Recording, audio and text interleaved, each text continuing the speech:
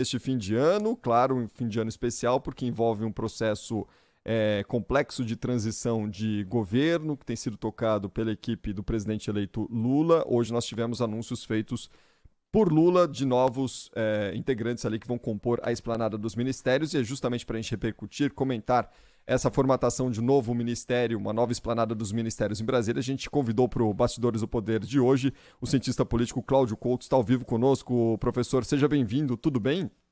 Tudo bom, Cristiano, e você? Tu- Obrigado pelo convite, prazer estar aqui hoje. Tudo certo, sempre um grande prazer tê-lo conosco aqui na Rádio Bandeirantes, professor. Professor, diante dos novos nomes que foram divulgados hoje, temos 21 nomes para a futura esplanada dos ministérios.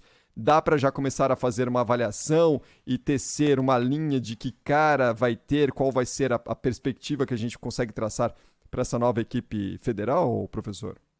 Olha, já deu para ver que do ponto de vista daquela representação, não só partidária, né, mas uma representação social, de gênero, de etnia. A gente tem um ministério mais diverso do que costumam ser os ministérios.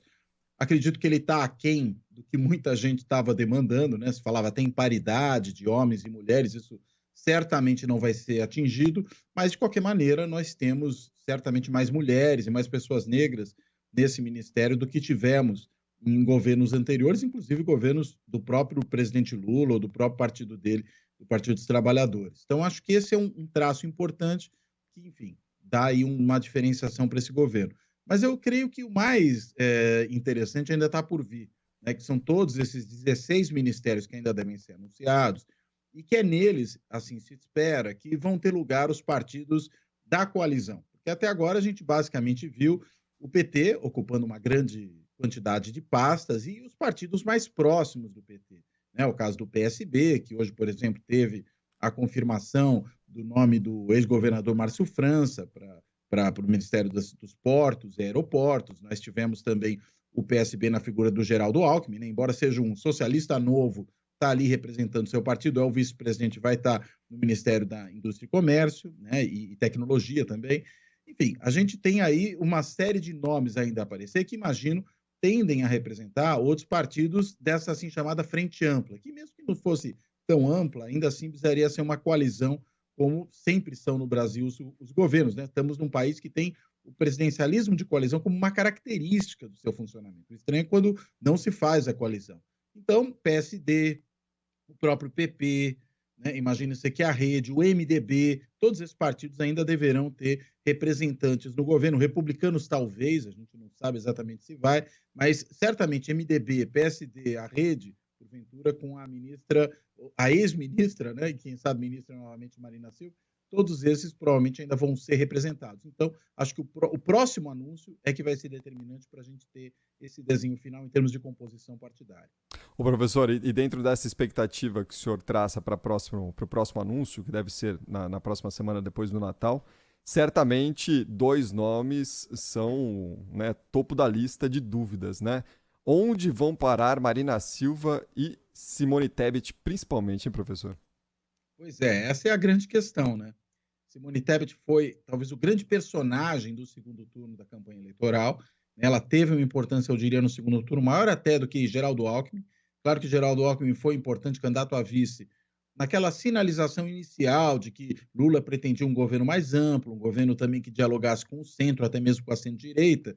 Mas quem deu essa cara ali, digamos, na reta final da campanha, no momento decisivo, foi a Simone Tebet, que teve um bom desempenho no primeiro turno, não tanto em termos de número de votos, né? 5% não é lá uma votação tão expressiva, mas em termos da visibilidade que ganhou e de uma boa impressão que causou em parcela importante da opinião pública, né? Se não do eleitorado em geral, ao menos da opinião pública. E aí, quando ela deu o seu apoio a Lula, se envolveu de maneira muito efetiva na campanha, isso contribuiu simbolicamente para dar a essa candidatura, né, ou essa chapa Lula-Alckmin, uma perspectiva realmente de amplitude. Se ela agora, porventura, não tiver no governo, vai, perdão, estou com uma tossinha aqui, vai ser no mínimo estranho, né? Vai ser no mínimo estranho porque não só você tem aí, imagina-se, um reconhecimento dessa importância que Simone Tebet teve, ainda a questão da representatividade feminina, o fato de que ela é uma liderança importante do seu partido, do MDB, embora ele seja um partido muito fragmentado, ela é que foi candidata a presidente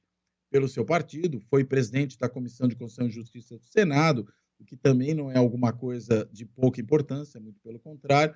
Então, imagina-se que, por conta de tudo isso, ela deveria, né, ter lugar nesse ministério. Talvez não onde quisesse, né, no caso, ela queria, ao que tudo indica, o que foi noticiado, o Ministério do Desenvolvimento Social, mas esse aí o PT falou, não, esse é nosso, né, e já colocou ali um representante do partido.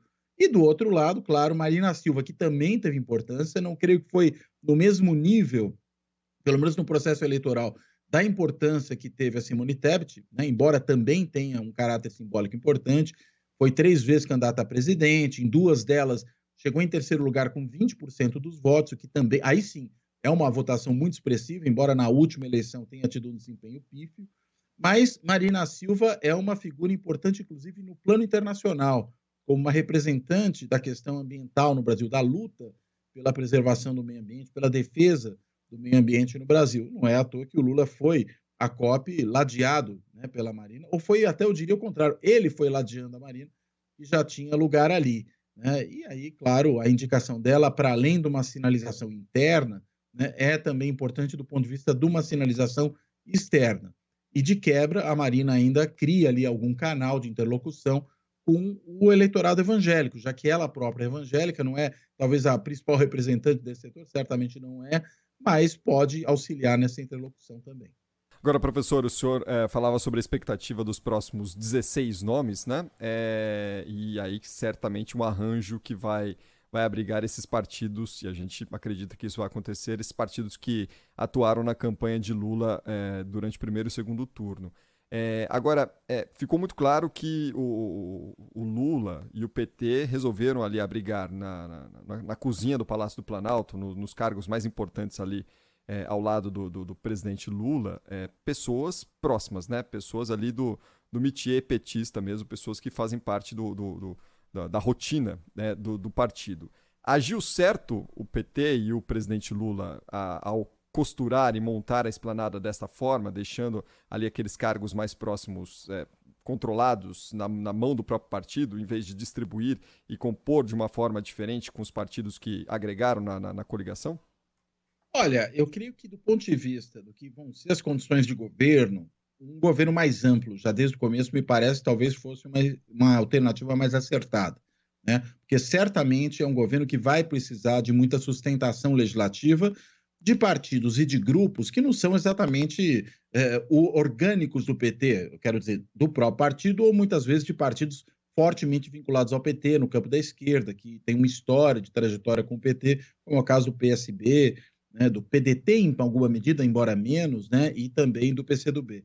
No caso dessa representação desses partidos, enfim, isso não expande muito, mas com a entrada dos outros, aí sim, isso, claro, pode ter reflexos, desse ponto de vista, reflexos positivos na articulação do governo com o Congresso. E na próxima legislatura, essa relação com o Congresso não tende a ser fácil, não só por esse empoderamento que o Congresso teve ao longo dos últimos anos, embora relativizado com a adesão recente do Supremo de tirar das mãos dos presidentes das duas casas do Congresso, Câmara e Senado, o controle sobre o orçamento secreto, né? Finalmente acabou essa coisa de orçamento secreto, ainda que o relator tenha ali um certo poder nesse momento para discutir, mas aí discutir com o Executivo de forma mais clara, né, transparente, para onde vão recursos, mas o fato é, temos um Congresso mais empoderado do que foi no passado. E, além disso, um Congresso bem mais conservador do que foi no passado. O centro político propriamente dito perdeu espaço. E o que cresceu foi essa direita radicalizada ligada ao bolsonarismo. Né? E aí não vai ter trégua, certamente, para o governo petista. Então, ter apoio nos demais setores, eu acho que é fundamental. Ampliar a participação no governo pode ser um instrumento para isso. Agora, a gente pode imaginar que o governo também está deixando aí alguma gordura para queimar no futuro, né? Se precisar fazer algum rearranjo ministerial um pouco mais para frente, tem da onde tirar, ou seja, pode tirar do próprio partido e entregar eventualmente para aliados para, digamos, corrigir alguma situação de falta de apoio, já que a gente sabe que todo governo começa com certo fôlego. Pode ser que esse cálculo também esteja presente, para além, claro, né, da grande, eu diria, do grande apetite que o próprio PT tem para controlar o governo, tendo, claro, o presidente da República como o seu principal trunfo para conseguir fazer isso. Essa é a principal justificativa. Né? A votação da PEC da transição já foi uma espécie de amostra grátis, né, professor? Pois é, mas veja, Cristiano, com um Congresso diferente daquele que será o Congresso do ano que vem. É verdade. Basta ver o resultado que houve na eleição para o Senado no Brasil nessa última eleição, né? E a gente viu muito bolsonarista se elegendo, bolsonarista raiz, assim, Hamilton Mourão, Magno Malta, Damares Alves, enfim, tem muita gente ali que pode criar uma série de problemas para o governo no Senado. E também na Câmara, você teve um crescimento do PL, o partido do presidente, com um grupo bolsonarista forte ali dentro, que deve ser de alguma coisa em torno, né? A gente não tem certeza se um pouco mais ou um pouco menos, eu diria que um pouco mais, da metade desses deputados da bancada do PL, que tem quase 100 deputados, então mais de 50 deputados ali certamente são bolsonaristas raiz, além de muitos espalhados em outros partidos, né? Podemos, até mesmo no MDB, né? O deputado Ottoni de Paula, por exemplo, é do MDB, um partido que deve apoiar o governo, mas esse deputado, ele, enfim, está no MDB e é um bolsonarista de quatro costados, embora tenha feito algumas críticas ao presidente nesses dias. Não vai ter alívio o governo Lula desse lado. Então, é preciso ter mais espaço para obter apoio em outros lugares, ou seja, naqueles que não são bolsonaristas raiz. É um congresso mais complicado, esse que vai começar, em comparação a esse que vai terminar agora. Professor Cláudio Couto, só para a gente fechar, Lula tentou desde a primeira hora ali, após o segundo turno, um nome ligado à indústria para o Ministério da Indústria e Comércio. No final das contas ali, recorreu ao vice Geraldo Alckmin, que a gente observou desde a eleição da chapa, né, ganhando espaço ali, coordenando o processo de transição. O que representa o Alckmin deixar a mera figura de um vice-presidente da República, assumir essa pasta a pedido do Lula neste momento? É um fortalecimento, vai ser um fortalecimento do vice na gestão a partir de 1º de janeiro, professor?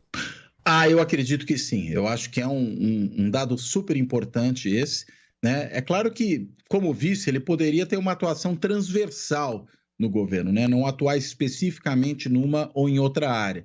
Mas é uma área que vai ter uma interlocução importante com o segmento empresarial. Veja que o Lula tentou, antes de nomear Alckmin, convidar alguns empresários importantes, né? Empresários de grande visibilidade, grande projeção, para ocupar essa pasta. Não foi bem sucedido nisso e acabou colocando ali o vice. O vice virou um pouco aí pau para toda a obra, como já foi em outros momentos, né?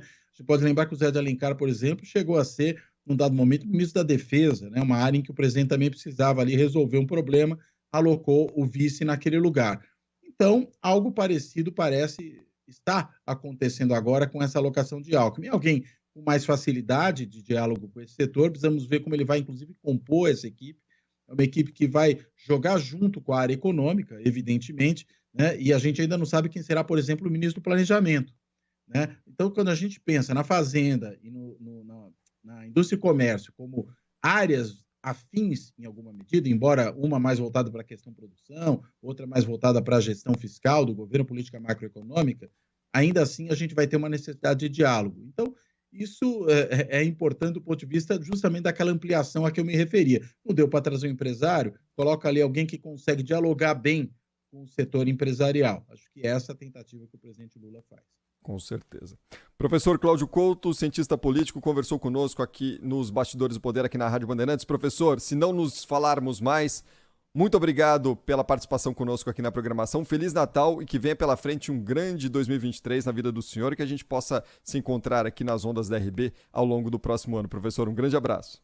Obrigado, Cristiano. 2023 seja muito bom para todos nós, né? Porque não foram fáceis esses últimos anos. É verdade, é verdade. Será, professor. Um grande abraço.